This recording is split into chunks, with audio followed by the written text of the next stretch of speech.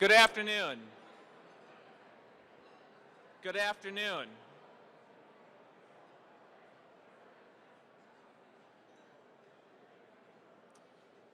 Good afternoon and welcome to City Club of Portland Friday Forum. I am John Horvick, President of City Club, and I'd like to welcome members and guests alike. Those of you who join us today at the Governor Hotel, and those of you listening on OPB Radio or watching on Portland Community Media. Today, we will hear United States Senator Ron Wyden and Representative Earl Blumenauer discuss the issue of surveillance and privacy. But first, some announcements. The generous support of City Club's corporate and media partners ensures we put on the state's best civic programs week after week.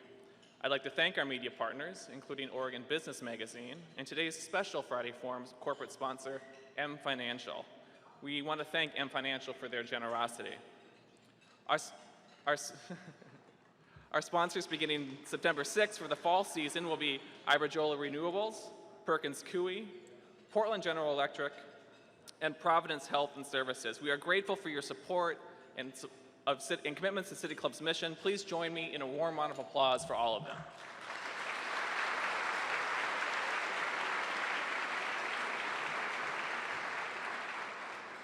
Today we're excited to welcome students from Lincoln High's Constitution team. Would you please raise your hands for us, Constitution team? There you go.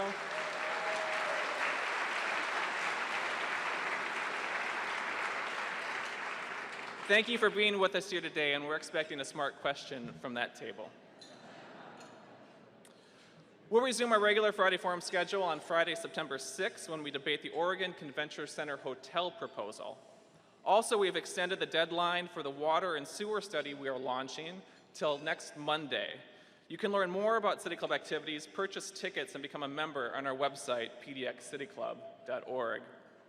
As always, City Club will be live tweeting the event. You can mention us or follow us at pdxcityclub, and be sure to use the hashtag CityClub in your own tweets.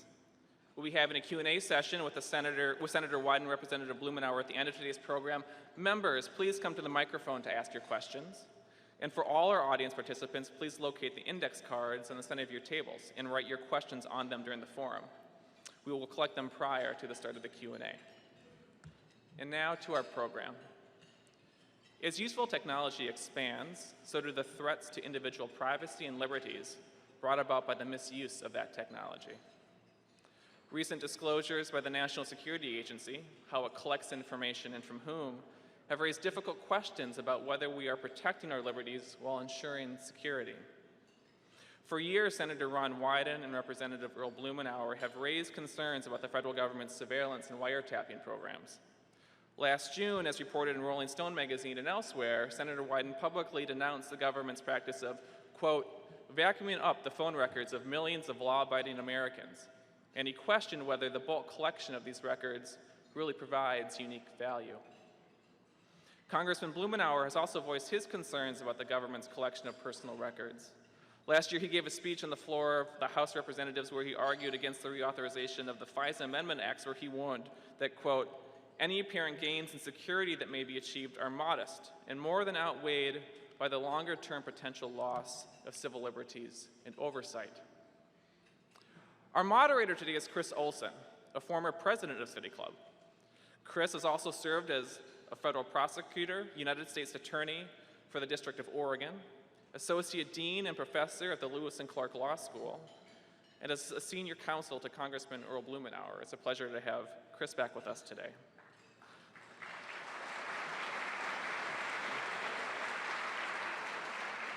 So with that, please help me welcome Senator Wyden, Representative Blumenauer, and Chris Olson to the stage.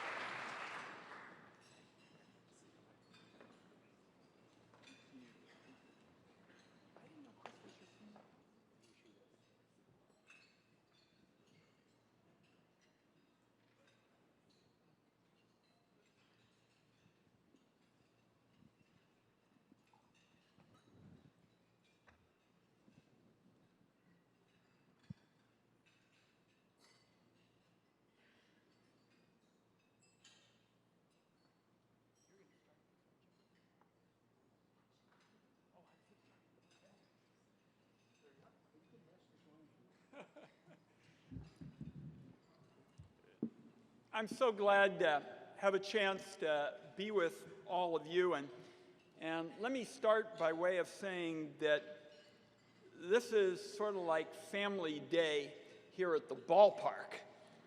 And I want to make a couple of special introductions. My wife, Nancy Bass Wyden, is here.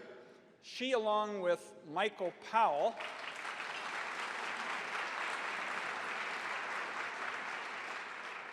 they are part of the Booksellers Hall of Fame. So I'm really glad that she's here. And I also want to take note of the fact that John Dickus is here. He is a graduate of Beaverton High School and is the Senate staffer who has done more for intelligence reform than any other. And his folks are here today, Alice and Bill, and let's give them a big round of applause.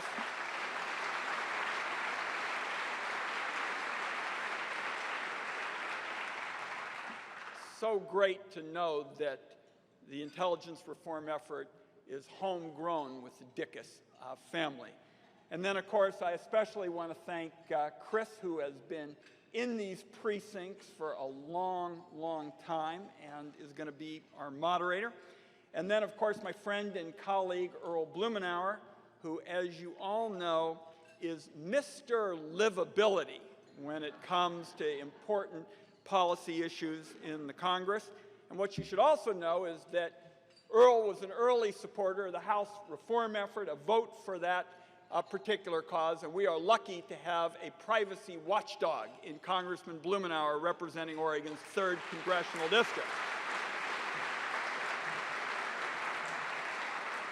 Now, when Congress returns second week in September, it faces what I call a fiscal witch's brew, with the budget sequester, the fiscal year beginning on October 1st, and of course, the debt ceiling question.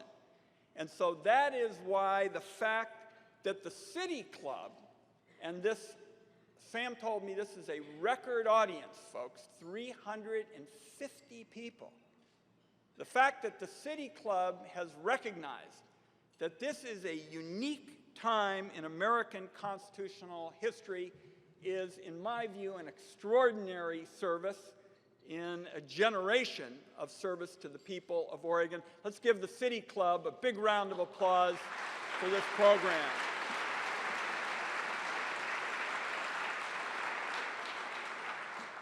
Now, here's why I do believe this is a unique time in our constitutional history.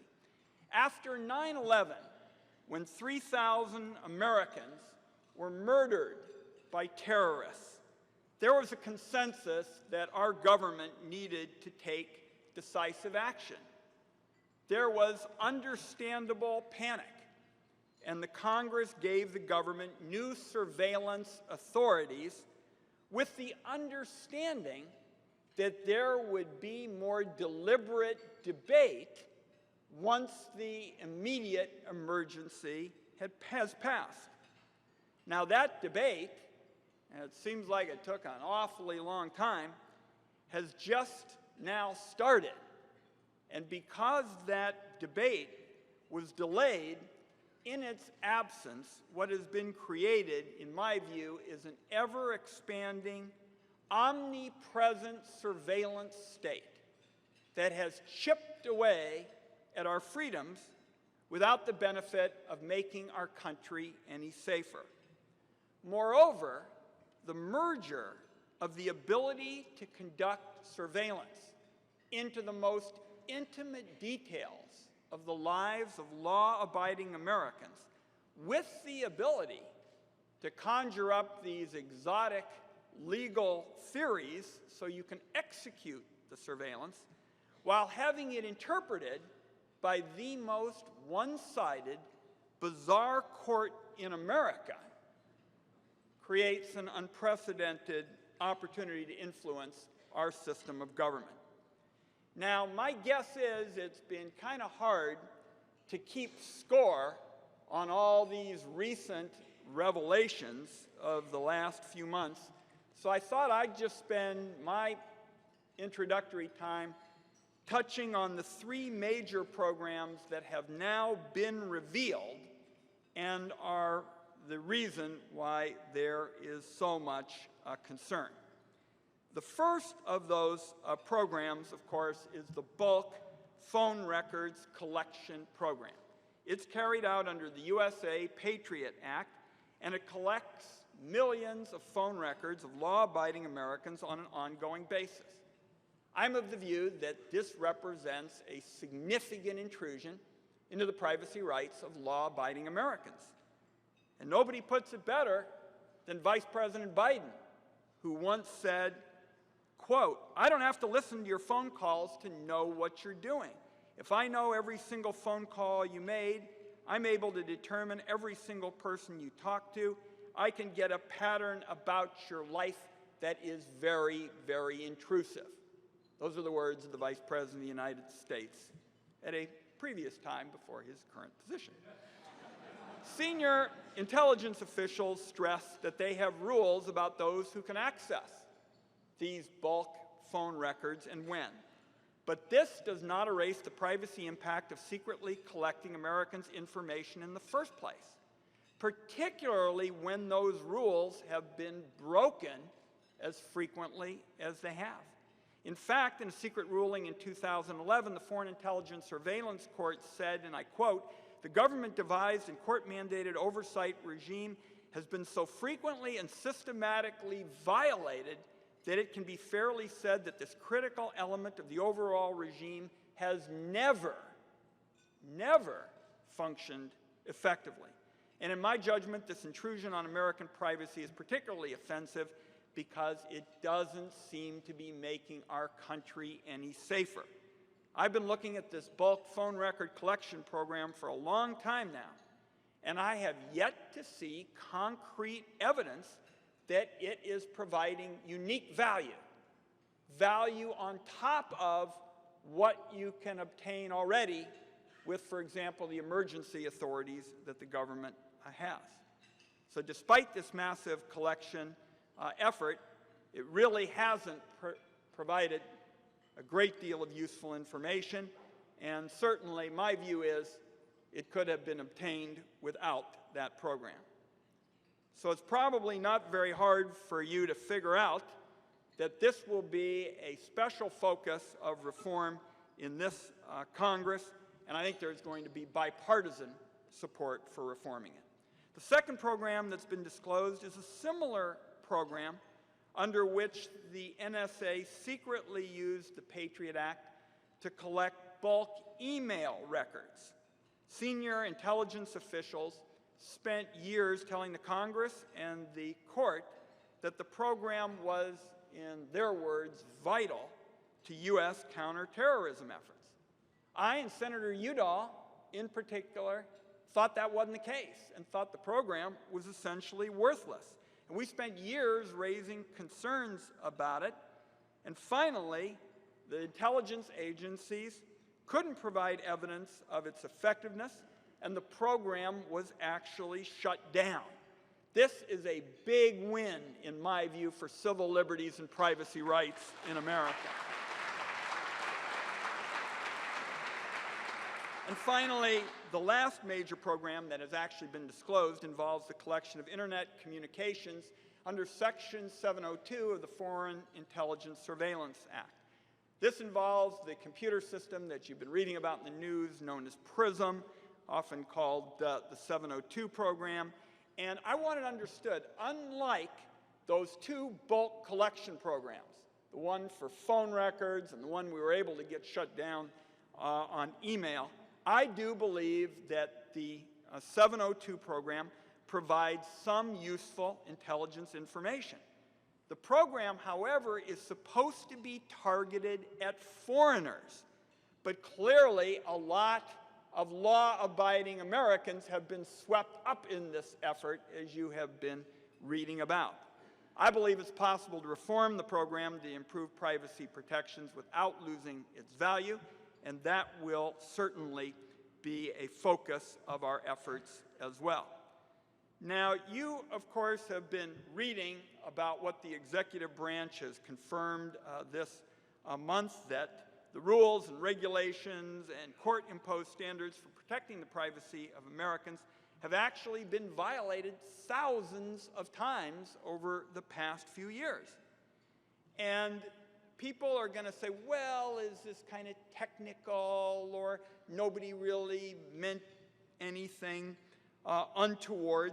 I want it understood that, in my view, not all violations are equal. And certainly there have been some violations that are minor, but many of them, I want Oregonians to know, are quite serious. For example, I was able to get some facts about these violations declassified in 2012. And the guy who deserves the credit is that young man from Beaverton High School, because he saw that there was a classified ruling from the FISA court making it clear that not only had the spirit of the FISA law been violated, but there's actually been a violation of the Fourth Amendment. And John led the effort to get that declassified, to move the machinery of government around. And that's why the Electronic Frontier Foundation, an outstanding privacy group, sued in order to make that public. None of that would have happened if John and he helped me comply with the rules. These rules are very complex and very cumbersome, and people always say, why don't Earl, why don't Ron, why don't you guys just go out on the floor and read all this stuff? It's against the rules. And one of the reasons Earl and I can be a watchdog is that we comply with the rules. We comply with every dotted I and every crossed T in those rules, and we gnash our teeth as we do it a lot of the time. But it's what gives us an opportunity to be a watchdog, and John's work paid off. So we got that declassified, and that's why you saw on the front pages of America's newspapers this week about those violations. And they were not, a number of them, they were not technical, they were not minor, they were serious ones.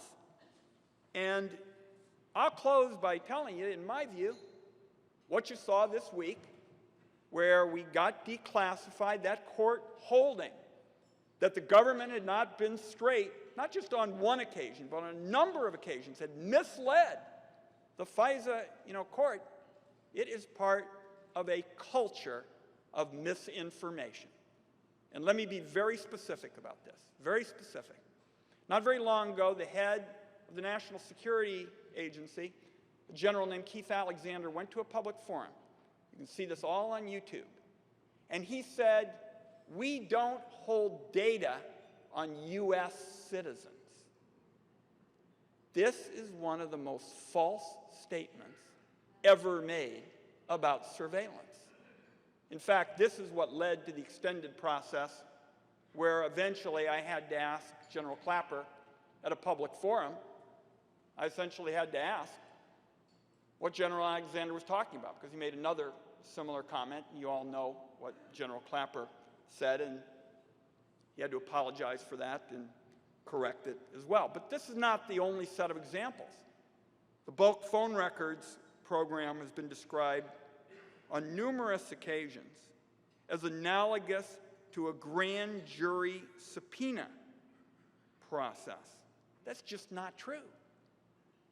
We've got a real lawyer here in Chris Olson. I think Chris will tell you we don't know of any grand jury proceedings that on an ongoing basis authorize the bulk phone record collection on millions of law-abiding Americans. I often ask lawyers, anybody come up to me after the meeting if you've seen something like that? I've not exactly been swarmed in the past. So this is a crucial time, and at the end of the day, Senator Merkley, Congressman Blumenauer, myself, other members of the delegation are going to pursue a host of reforms, ending the bulk phone record collection program, so you collect information on those where there is a link to terror.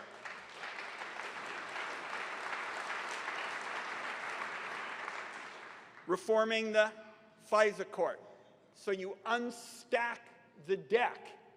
Part of the problem with the FISA court is when the government kept trying to stretch what were really the public definitions, and they tried to do it secretly, there was nobody there to argue the other side. And that's why what you read in the public text of the Patriot Act talks about relevance, and you say, hey, that's going to be relevant to something that involves terrorists, got morphed into the bulk phone record collection program because when the government came in and made the case, there was nobody there to argue for the other side. So we're going to change that as part of reform. There's going to be an independent advocate. And Jeff Merkley's done great work on trying to make sure that we publicize the legal underpinnings of these secret rulings. So those will be key parts of our agenda. And I'll wrap up by saying that the reason this is so important to do right now and to change the law, the way Earl Blumenauer has been working to do in the House, and Jeff and I and others have been trying to do in the Senate, is that everything is different today. When I came to the Senate in 1996, and of course, we then elected a terrific congressperson for the 3rd District back there in the winter of '96, I made a judgment that the Oregon economy was always going to be about natural resources, and I'd fight like crazy to advocate for sensible policies there. But we also had to get into some new areas. And so I focused on technology. I was a new senator, had full head of hair and rugged good looks. And I wrote some of the first laws on internet policy, for example, the one that really encouraged investment in the social media, because at the time, if you ran a blog or a website and somebody posted something on your site, you could be held liable for what was posted there, which would have discouraged all the investment. And one of the things I saw back then is there were some protections for Americans' privacy because there were some limits on what the technology could do. Now there are very few limits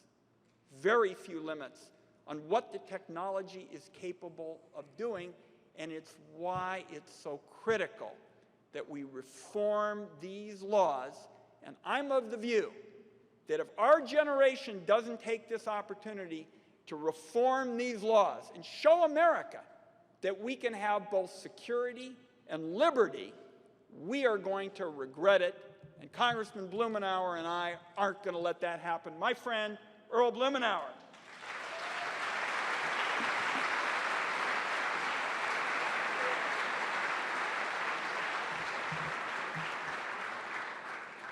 Whoa. Thanks, Ron. I appreciate the kind words, appreciate the overview that you've given.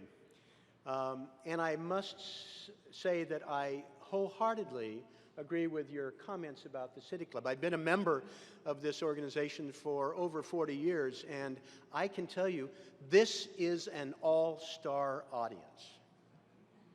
I mean, look around. I mean, there are stalwarts here, people who have helped tutor me on issues of civil liberties or livability.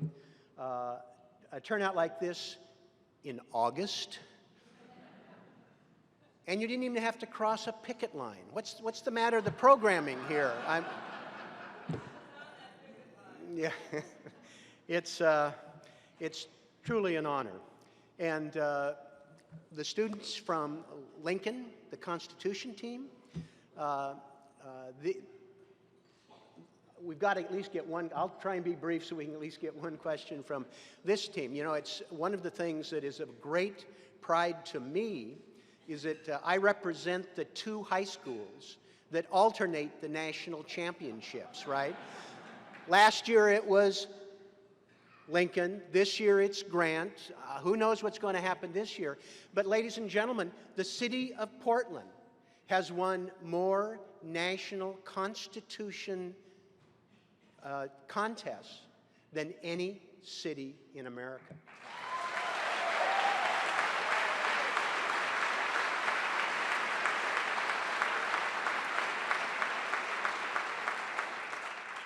And in no small measure, outstanding students and the adult coaches. I thought I saw Steve here. They're amazing men and women who dedicate themselves to this and keep us on our toes. let me just say that how much I appreciate the work that Senator Ron Wyden has done here. Being on one of the intelligence committees is a thankless task. You get tied in knots. I know he's suffered endless frustration watching certain things that he just had to bite his tongue, and have to be careful, because if you're not careful, you are violating the law. You're violating your oath, and it underscores and undercuts the credibility and the partnership that's necessary. So it's a serious legal and ethical tightrope. And I think you've done an outstanding job to try and gently shift the spotlight to do as much as you could. And it is both in staff, John. We know the certified smart young people we work with help make us look good. But this is something that we can all be proud of in terms of the contribution that he has made, not just to Oregon, but nationally in this critical area.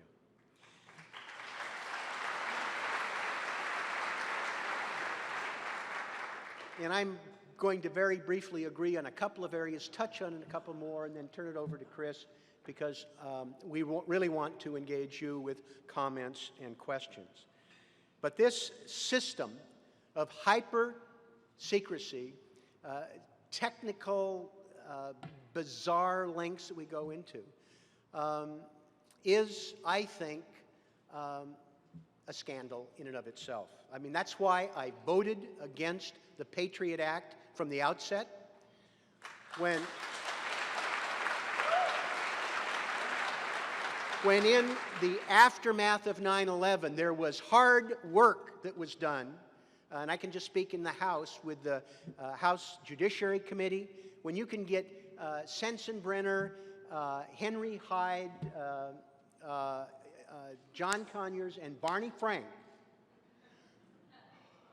to agree unanimously on a series of overdue reforms. That merited serious attention, and I was prepared to support it. But that legislation was yanked on its path to the floor. A hyper-partisan substitute that was jammed with all sorts of things that people in the intelligence community had been on their long wish list. And I was pleased to have been able to work with Chris at that point, with her experience as an academic and as a U.S. attorney, to try and ferret this out. And it was something that I just felt then was wrong. And I will tell you, nothing that has transpired makes me feel any better about it. We are wrapped up in a cult of secrecy on the federal level. We overclassify information in a way that's, I think, reckless and irresponsible. We are doing so too often not to keep information from adversaries or our allies. I mean, these people are all spying on one another all the time. And frankly, the Chinese, the Israelis, the French, the Germans, the Russians, they know quite a bit, ladies and gentlemen. But a lot of what's going on here is to keep the information from the public and potential embarrassment. And it frustrates me. The real scandal here is that 2 high school dropouts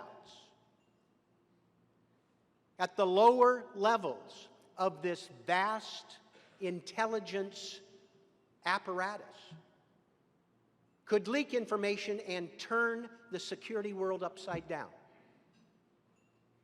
Brantley Mann, lowest level in the armed services. Snowden was a contractor who had been working for a private company 3 months, and that they had the ability to access this information and release it. There are 5 million people with security clearance. Over 1 million of them top secret.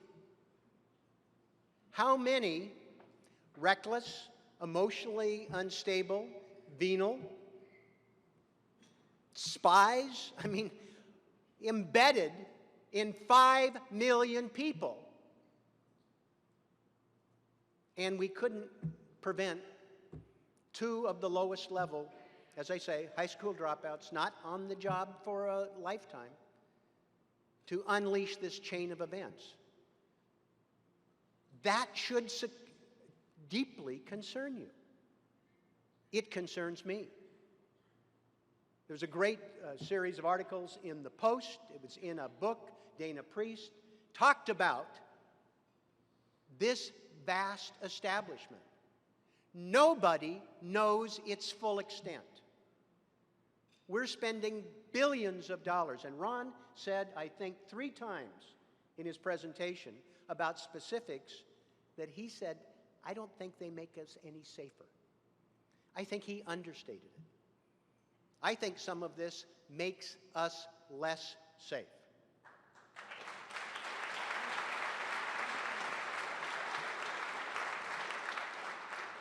We've got 2 challenges here. There is a legitimate need for secrecy, for confidentiality, for you being able to rely on your government to keep not just state secrets, but medical information, tax information. There is a wide array of information that is and should be kept confidential. But we have a structure that makes it less likely that it is going to be as secure as it needs to be. And no amount of dragnet eavesdropping on a vast array of American citizens is going to make that more secure, in my judgment. The other challenge that we face is having too much information. A friend of mine, Andy Laird Johnson, who periodically gives me technological advice, and I need it. You know, I'm going to be the last person in North America with a rotary dial phone. He sent me a survey from IBM.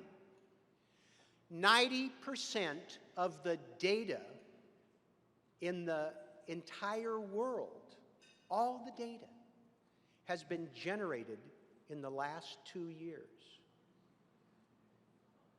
And, ladies and gentlemen, that survey, it was more than a year old.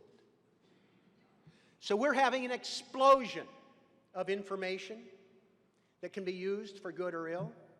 This is the 50th anniversary of the March in Washington, D.C. You know, at that time, the greatest civil rights leader in American history was being wiretapped by a serial blackmailer who happened to be head of the FBI, who if we are led to believe the historical accounts, was actually trying to get Martin Luther King to kill himself by revealing embarrassing information that he had no right to have collected. And then we had the trial in Boston that just concluded that indicated some of the problems with the FBI aren't entirely over. We have institutions that need checks and balances, and I think Ron has indicated that we've got some real problems here. But there's also the problem of too much data, losing sight of what we need to know. What was the headline on the memo on George Bush's desk in Crawford, Texas, 5 weeks before 9/11? Osama bin Laden determined to strike the United States. I think there's a very real danger that we can be, not just have this abused, but if you want to keep this country safe, you can't be overwhelmed by information. Somebody needs to sit down and have some human contact, think about it, sift through it, and we're, I think, in a very real danger now of being overwhelmed and not being able to read the memo on the desk or be able to use more traditional mechanisms. So I appreciate the City Club having the conversation. I deeply appreciate the work that Ron has done. Look forward to working with him this fall on a bipartisan basis to dial this down. We came very close in the House, and I think the revelations of the last month would make that vote maybe a little different if it were done again. So thanks for this opportunity. I look forward, Chris, to the conversation.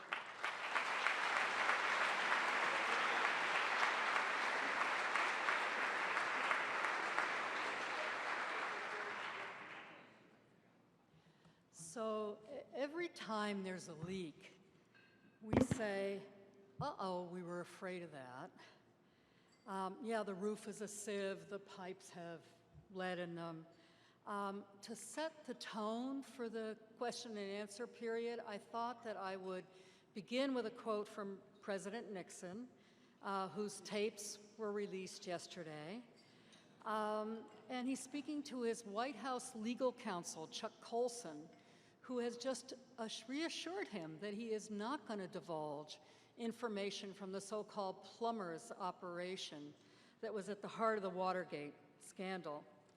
And Nixon called him up, drunk, one night, and said, Chuck, whatever you do, always assert national security. Always say that we were doing this for the safety of our country. And I think that frames the debate. I am going to pose just 3 questions that were prepared by both Ron and Earl's offices. The first one deals with the social media, and that is, in the era of Facebook, Twitter, and other forms of voluntary online sharing and new technologies, do Americans still have the same expectations for privacy as they did even 10 years ago? How do you see this expectation changing? Will privacy still be important for future generations? And I will add a sentence of my own. Is FISA a paper tiger? And I think from here on, maybe we'll sit and use our microphones. Yeah. Well, let me just start by saying I do think that we are going through a profound adjustment of a note of personal privacy. I mean, people are putting bizarre things. I mean, I won't even talk about Anthony Weiner. But there are young men and women who are leaving college and going into the workplace and finding that some of the online postings have a way of kind of following them around, and that maybe they would have done something a little different. But where I draw the line is that that's a personal decision that people make, and I think they make some pretty stupid decisions myself, but that's their decision, their right, and we're working that through. But the government has no right to invade that space, to put embarrassing information, to access things that is personally private. So I think it doesn't matter as far as government is concerned. That should remain the same. Do you want to talk FISA? No, I think you nailed it. Okay, I'm going to ask, particularly in the context of privatization, and Ron, I read your interview in the Rolling Stone, does the privatization of national security services increase the accountability, or does it become a greater cause for concern? Chris, this is going to be a hugely important issue in the reform debate, and Earl made some very good points with respect to the enormous number of contractors. In fact, he said 5 million. I'm not sure we've even known that it was anything in that ballpark. So that is very helpful to have my colleague educating us on that. Where I think we're going to go is we're going to say there are some functions where it's appropriate for contractors. There are areas where they can play a legitimate role. But there also is a line between that and inherently governmental functions. And I think we're going to say this is an area where we've seen some pretty serious abuses, and we've got to separate out the role of contractors in areas where they can play an appropriate and useful service, and separate that out from areas where I think somebody is trying to get them to perform an inherently governmental function, and that's a mistake. Here's what's ahead on this. You've probably seen that the Senate Select Committee on Intelligence has spent years now, I can't tell you how many evenings and weekends John has spent on this, looking into the interrogation issues. And we hope to be able this year to declassify the report. It goes on literally for thousands of pages, and it went on for years. And I think when that report is declassified, and people are going to be able to look, for example, at the role of contractors on interrogations, in the interrogations area, they're going to say this is a pretty good reason why we need to have some reforms in this area, and say that matters, for example, like interrogations are inherently governmental functions. They shouldn't be handled by contractors. I agree with what Ron said. It is a concern to me that of the over 1 million people with the top secret clearance, 500,000 of those are contractors. And we actually used contractors to accelerate the classification system. So we delegated that to private contractors. Now, the concern I have, and Ron is right, there are times when it makes sense to partner with the private sector. There are activities and opportunities to contract things out. All our road construction in Oregon is contracted out to private companies, and I'm fine with that. But you have to exercise oversight. And what has happened with these people who are in a rush to contract out, whether it's security or other things, they think it's a shortcut, that they save money, and they skimp on the contract oversight. That's why we had soldiers in Iraq electrocuted because of faulty wiring in the showers. There wasn't the oversight. And so whether you contract it out or not, you have to exercise oversight. And I think Ron gave us a very good line in terms of things that are inherently governmental functions, ought to be retained by the government itself.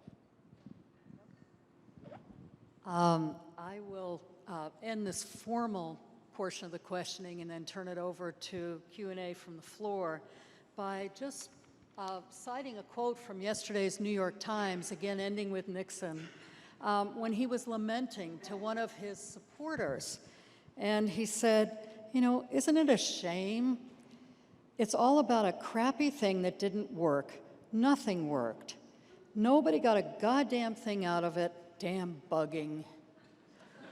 And so the final question is, there have been different opinions about how effective these surveillance programs have been in preventing terrorist plots. Do you believe they've been as effective as the NSA claims? No. And let me kind of just walk back through a couple of the areas that Earl and I have touched on. The bulk phone record collection program, in my view, clearly intrudes on the privacy of law-abiding citizens. Now, some, the NSA and others, say, we don't listen to calls. Remember how many times you've heard that? We don't listen to calls. I read you what Joe Biden had to say, because you really don't have to listen to calls to invade somebody's privacy. If I know, for example, that an Oregonian called the psychiatrist 3 times in 36 hours, once after midnight, I know a lot about that person's private health. and something that somebody'd say, gee, I don't think people ought to know about it. I'm not a terrorist. This is my personal kind of information. So to me, Chris, one of the keys is going to be in these areas where you're talking about intruding in a significant way on people's privacy, is the government has an obligation to show how what they're doing with these kinds of techniques provides unique value, concrete evidence that could not be obtained through existing authorities. Chris knows more about this than really anybody because she's a real lawyer, but under the collection authorities, they are so broad that when the government feels it needs to move, and I support this, by the way, when the government feels it needs to move, the government can collect now and then go back through the warrant process after the fact. That is an extraordinary grant of authority, and I support that. I support that. When the president met with a handful of us in the Oval Office on August 1st, just before we left, I said specifically to the president, I will say what I said, not necessarily what anybody said back. I said, if we need to shore that up, let's shore it up. But the government ought to show that there is unique value, concrete evidence when it wants these additional authorities, and in areas like FISA 702, where you have the backdoor search loophole, which I think just cries out for reform, you're not going to be harmed in your effort to target the foreigners, which is what 702 and FISA is supposed to be about, if you protect the rights of law-abiding Americans.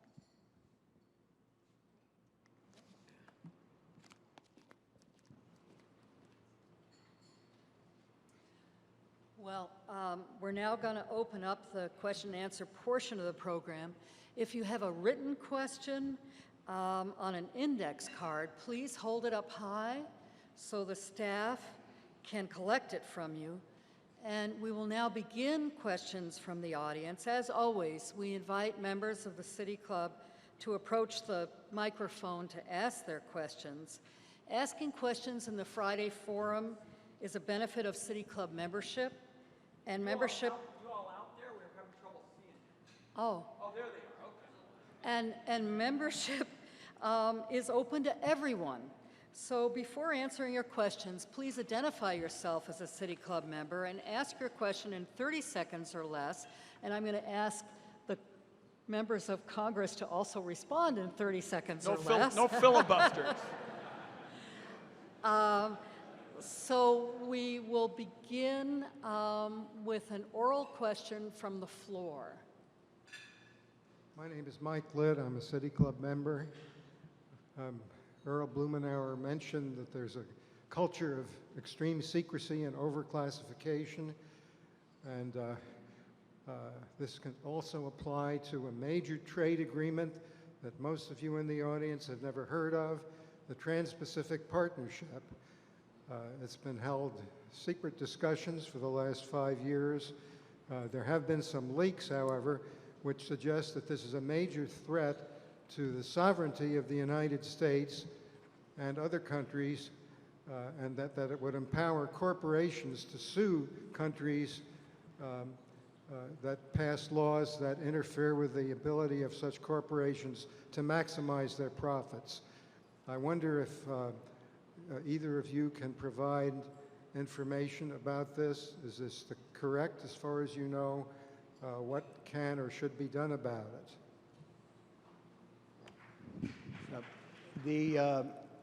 First of all, in my judgment, there hasn't been, and I don't think there will be, a trade agreement that will violate our sovereignty. There are agreements that can be, there are areas of the agreements that can be troublesome because they potentially can change commercial arrangements. I think Ron and I have both expressed our hope that these negotiations be more transparent, that it ought not to be something that gets rolled out at the end of the process and move forward with the enactment. I think more openness is important, and and useful, and I don't think we ought to, for example, use this as an indirect way to deal with GMOs, for instance. There are different positions. They're not necessarily the Trans-Pacific, but the negotiations with the European Union now, there are different positions that somehow we use a trade agreement to try and enforce on Europe something that they have decided that they don't want to do. I think we need to be vigilant, but I am all in favor of making this process more open. I agree completely with Earl's point and would just add a couple of other considerations in this. The first is those who are arguing against transparency on these trade issues are always saying there are proprietary rights of companies, that if you have transparency, that's going to violate the proprietary rights of Coca-Cola or somebody, and you'll learn what the secret sauce is in Coke or something like that. And the point really is, neither of us want to violate those proprietary rights. We want all of you to be part of the policy debate. We want you to know what policies are being discussed, because both of us are on the committees of jurisdiction here. Earl's on the Ways and Means Committee. I'm on the Senate Finance Committee. Our committees debate these trade issues.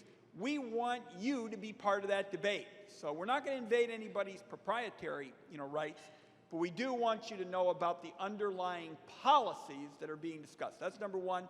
And number two, if we don't, we could have, for example, and reformers won a huge victory last year in blocking PIPA and SOPA, these bills that would have damaged the internet so much in terms of fighting piracy. We could, in effect, have a trade negotiation that would end up unraveling that victory that Oregonians and others won, and there were millions of people who weighed in against those PIPA and SOPA bills. The two of us are not going to let a Trans-Pacific Partnership Agreement end up, like Earl said, with GMOs or PIPA and SOPA, unraveling the kind of policy judgments that have been priorities of all of you in Oregon.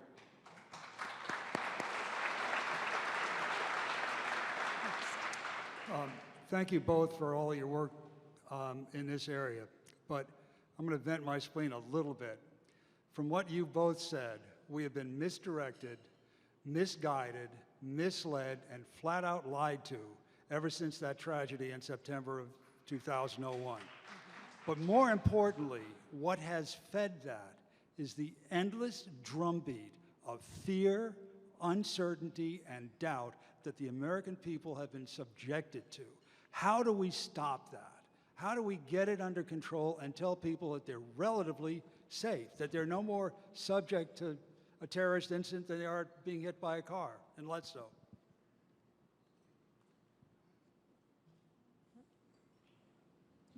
I think it's an important step that the administration has taken to try and move away from the rhetoric and the mindset of a war on terror and focus instead on what we want to do in terms of American security and interests. This is, I think, going to be a longer-term project. There are still people who will exploit it, and there is people with grotesque events, people get spooked, and they will attempt to use that for political purposes. I think this is something that in our community we can do in terms of our attitude, our rhetoric, our expectations, and not reward people who are trying to draw bright lines, trying to take extreme positions in the international arena, and try and undercut our ability to have reasonable, thoughtful approaches to security and diplomacy. Let me see if I can get it in maybe 45 seconds, Chris, because the question is so extraordinarily important.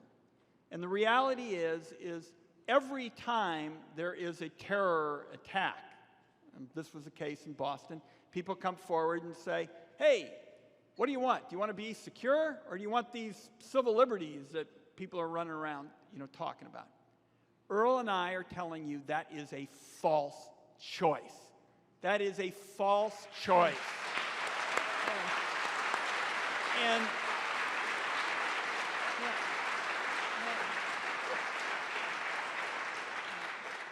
the idea that liberty and security are mutually exclusive, we reject. We're rejecting it. I'm so glad Earl read that quote from the Crawford briefing. We're not disputing it's a dangerous world. There are loads of threats out there, people who do not wish our country well. But we can have both security and liberty. The problem is, it's not impossible to do. It's that policymakers and Congress people haven't tried hard enough in the past, and that's what Earl and I are going to try and change this fall.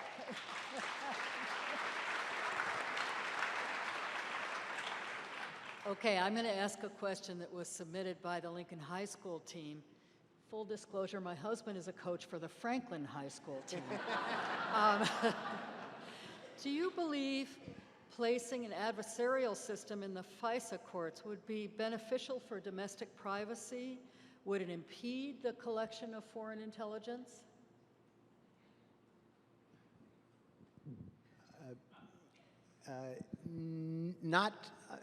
I think it would not impede the collection of important information. I think what you're seeing is a system where there is no meaningful check and balance. There's very little contrary information. Only one side is presented. And I don't think that promotes effective use of the system. I don't think it works better that way. And what it does is it makes this elaborate scheme essentially meaningless. It's, I think, largely a sham. I think restoring some balance will provide, I think, keep people on their toes. The recent disclosures suggest not only have some people overreached, but there's a lot of sloppiness going on in there. And we don't need that either. We need this to be a highly efficient, functioning operation. FISA court reform is also so critical because this is one of the antidotes to what I've come to call over the years secret law. And we really didn't touch on it, but in effect, what America has had until recently, we've had two Patriot Acts. There's the one that you read on your laptop if you're sitting in a coffee shop or at the beach, and it says, for example, that a collection effort has got to be relevant to something involving, terrorists.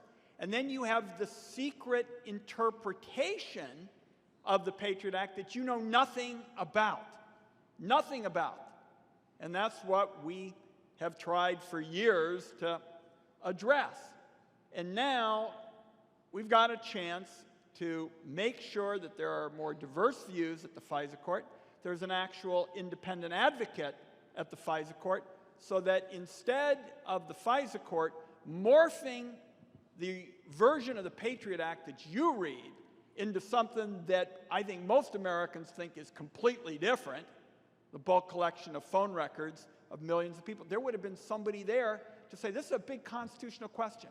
The independent advocate in the FISA court is not going to be there every time the government wants to go up on somebody in terms of a warrant. They're not going to do that. It's going to be for big constitutional questions. And I agree with Earl that this is about making sure that there's some balance in the process. There are oodles of questions here, and I invite you to stay afterwards and continue this conversation, and I hope that both Earl and Ron can. I'm going to take one last question from the floor. Hi, Joanne Kahn, City Club member. I actually had two short questions. The first is, a lot of behavioral data is being collected for commercial reasons, and I wondered if your efforts are going to touch on those privacy issues. And then the second one had to do with freedom of assembly and what risks you see to that based on collecting location data.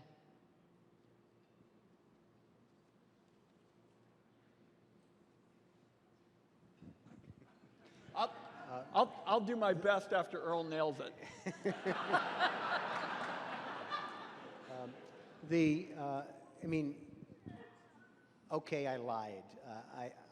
I do have an iPhone. But, you know, we're all sort of connected here. This is a different era and I find it a little ironic, people who are arguing against the effort to have vehicle mile traveled as a way to pay for transportation because they don't want the man to know where they are. And anybody with an iPhone, the man already knows.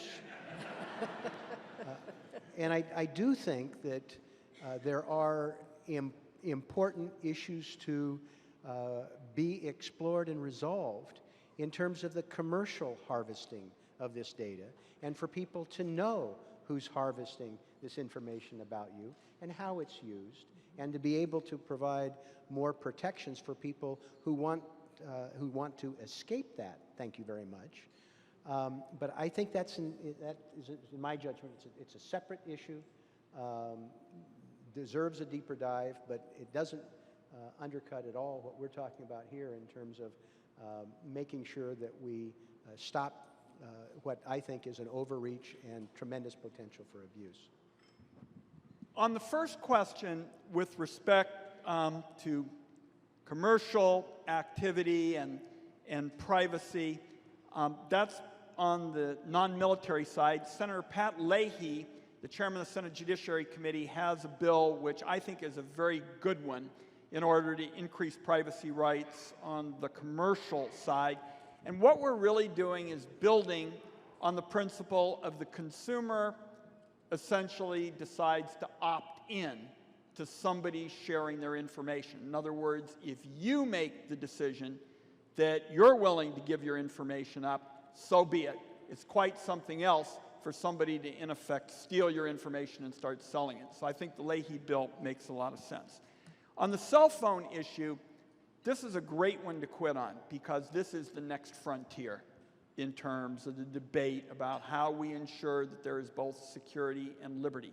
And it is both on the commercial side and on the military and on the national security side. On the commercial side, Jason Chaffetz, one of Earl's colleagues in the House, a conservative Republican, has joined me in sponsoring a bill that before you track somebody with a cell phone, you ought to have a warrant, and basically taking the Fourth Amendment and applying it to tracking somebody on the civilian side.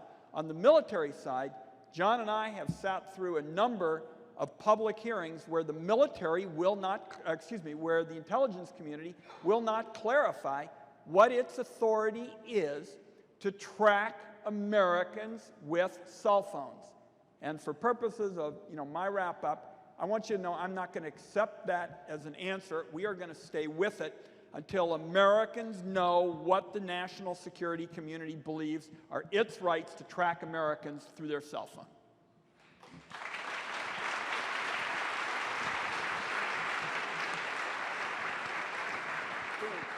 So I will just tell you before you all head for the door that both Earl and Ron have agreed to stay for an extra 15 minutes to further this discussion, but President Orvik will now close the official meeting for us. Thank you. We are out of radio broadcast time, and for the purpose of the radio broadcast, I do want to thank Senator Ron Wyden, Congressman Earl Blumenauer, and our moderator, Chris Olson. Thank you very much for speaking today. It's an important issue.